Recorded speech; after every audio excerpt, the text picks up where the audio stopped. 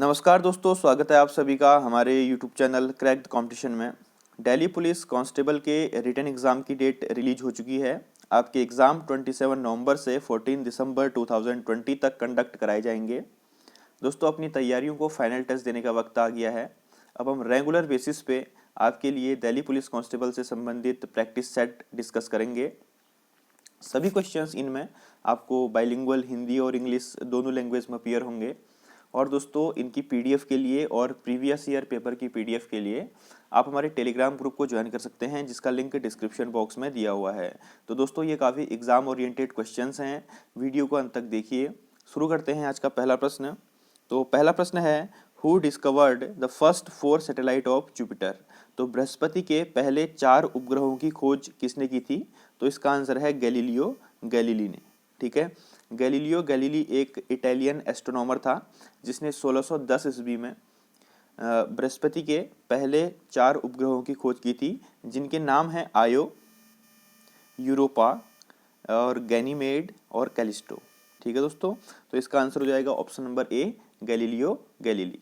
अगला क्वेश्चन है, where is the doldrums belt located. तो डोल्ड्रम कटिबंध कहाँ स्थित हैं?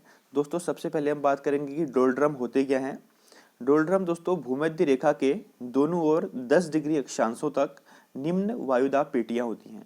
यहाँ पर शांत पवनें बहती हैं, जिन्हें डोल्ड्रम कहा जाता है। ठीक है, तो डोल्ड्रम बेल्ट कहाँ स्थित होती हैं?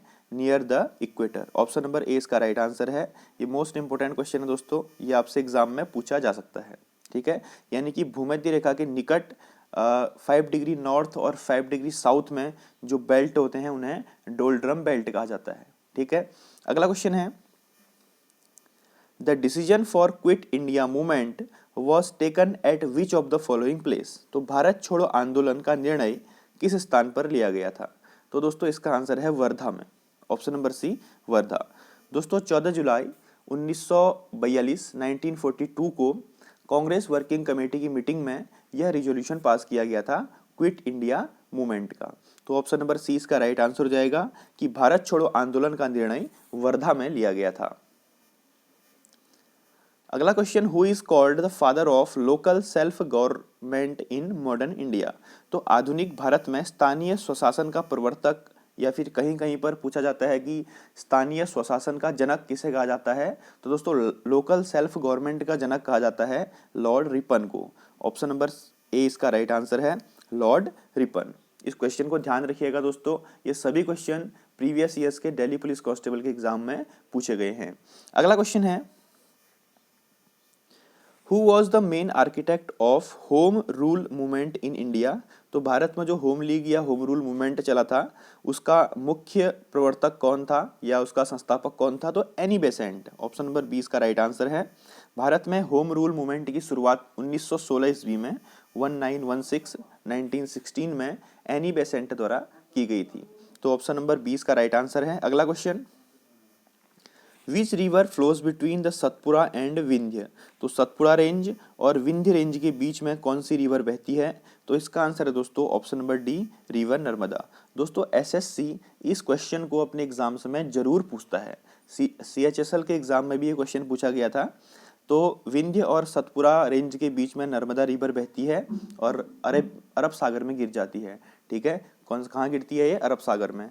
तो इसको ध्यान रखिएगा। अगला क्वेश्चन है, इन अर्ली वैदिक पीरियड समिति वॉज। तो आरंभिक वैदिक काल में समिति क्या थी? वहां पर एक यूनिट हुआ करती थी समिति। तो समिति क्या होती थी? एक ट्राइबल असेंबली होती थी। ठीक है, एक जनजातीय फोक असेंबली होती थी जिसको कि समिति कहा जाता था। तो दोस्तों, ये टर्मिनोलॉजी भी आप याद रखिए। वैदिक काल से भी, वैदिक पीरियड से भी आपके एग्जाम में क्वेश्चन पूछे जाते हैं, जो कि मैं प्रीवियस अपनी वीडियोज में काफी क्वेश्चन करा चुका हूँ। अभी मैं इसके 10 प्रैक्टिस सेट आपके लिए बनाऊंगा दिल्ली पुलिस कांस्टेबल के लिए। ठीक है, अगला है, which of the following committee is associated with Panchayati Raj system. तो भारत में पंचायती राज व्यवस्था से संबंधित कमेटी कौन सी है? तो दोस्तों, बहुत इंपॉर्टेंट और कॉमन क्वेश्चन है, बलवंत राय मेहता कमेटी। तो दोस्तों, बलवंत राय मेहता कमेटी की रिकमेंडेशन के आधार पर ही भारत में पंचायती राज व्यवस्था लागू की गई थी। आप मुझे कमेंट बॉक्स में एक क्वेश्चन का आंसर बताएंगे कि कौन से स्टेट में सर्वप्रथम पंचायती राज व्यवस्था लागू की गई थी इंडिया में। ठीक है, उस स्टेट का नाम आप कमेंट बॉक्स में मेंशन कीजिए। अगला क्वेश्चन है दोस्तों,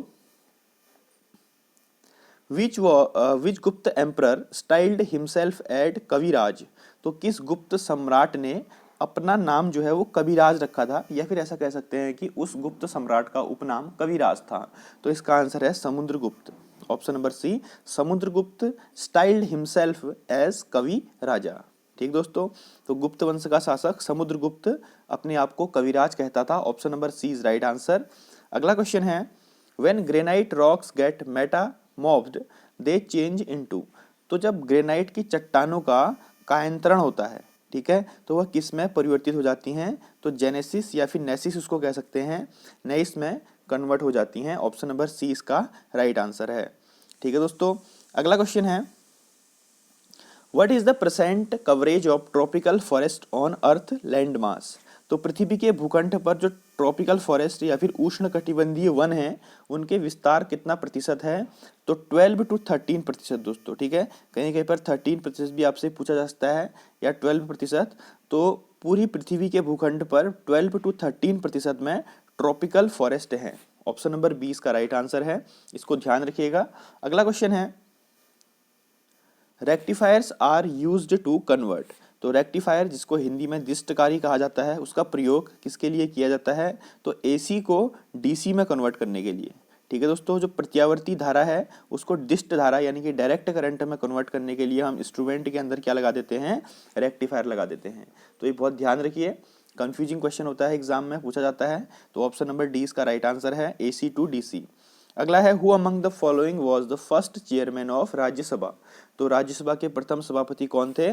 डॉक्टर सर्वपल्ली राधाकृष्णन। भारत के प्रथम उपराष्ट्रपति भी डॉक्टर सर्वपल्ली राधाकृष्णन थे, और उपराष्ट्रपति ही राज्यसभा का सभापति होता है, ये आपको पता होगा। तो डॉक्टर सर्वपल्ली राधाकृष्णन इसका राइट आंसर है, और 5 सितंबर को इन्हीं की जन्मदिन के उपलक्ष्य पर हम शिक्षक दिवस मनाते हैं। ठीक है, अगला क्वेश्चन है, which one of the following act provided for a federal government in India. तो दोस्तों ये मोस्ट इंपोर्टेंट क्वेश्चन है, भारत किस अधिनियम ने भारत में एक संघीय शासन की व्यवस्था दी थी? तो इसका आंसर है गवर्नमेंट ऑफ इंडिया एक्ट 1935। तो भारत को फेडरल गवर्नमेंट किस एक्ट के अनुसार कहा गया? गवर्नमेंट ऑफ इंडिया एक्ट 1935 के तहत, option number C is right answer है। अगला क्वेश्चन है पॉलिटी का, बहुत इंपॉर्टेंट क्वेश्चन है, which article of the Indian constitution empower parliament to legislate on a subject of state act. तो भारतीय संविधान के कौन सा अनुच्छेद संसद को स्टेट लिस्ट यानी कि राज्य सूची के किसी भी विषय पर कानून बनाने की शक्ति प्रदान करता है? दोस्तों ध्यान रखिए, राज्य सूची यानी कि स्टेट लिस्ट की बात हो रही है, तो इसका आंसर हो जाएगा आर्टिकल 249। तो आर्टिकल 249 के तहत संसद जो है राज्य सूची के किसी भी विषय पर विधि निर्माण कर सकती है, ऑप्शन नंबर डी 249 इसका राइट आंसर है।